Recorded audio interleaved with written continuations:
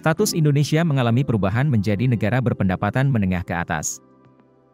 Hal ini dinilai akan meningkatkan kepercayaan global. Namun di sisi lain, hal tersebut juga memiliki konsekuensi. Secara umum tidak terdapat dampak negatif dari masuknya Indonesia jadi negara berpendapatan menengah atas.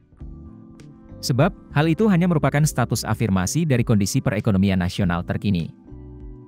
Status Indonesia yang menjadi upper middle countries memang sebetulnya enggak ada untung rugi yang signifikan. Demikian kata ekonom makroekonomi dan pasar keuangan LPEMF-EBUI, Teguh Rifki. Dia menambahkan, dalam arti masuk ke kelompok tertentu adalah pertanda atau achievement Indonesia berada di stage development yang mana. Akan tetapi, Rifki menyebutkan, status sebagai negara berpendapatan menengah atas akan membuat Indonesia tidak lagi berhak mendapatkan sejumlah bantuan atau hibah internasional.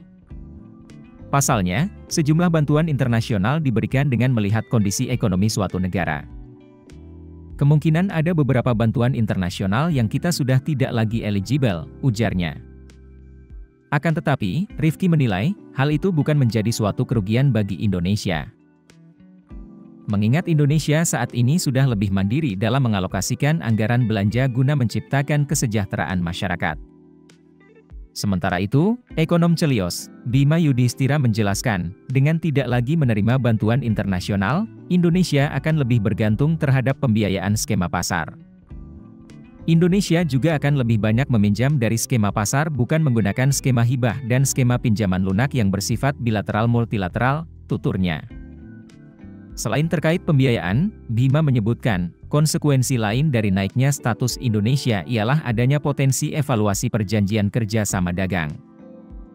Salah satunya ialah fasilitas perdagangan berupa pembebasan tarif bea masuk, yang diberikan secara unilateral oleh pemerintah Amerika Serikat kepada negara-negara berkembang. Fasilitas itu bernama Generalized System of Preferences atau GSP. Indonesia bisa dievaluasi karena dianggap Indonesia sudah tidak layak mendapat fasilitas penurunan tarif dan bea masuk ke negara maju, ucap Bima.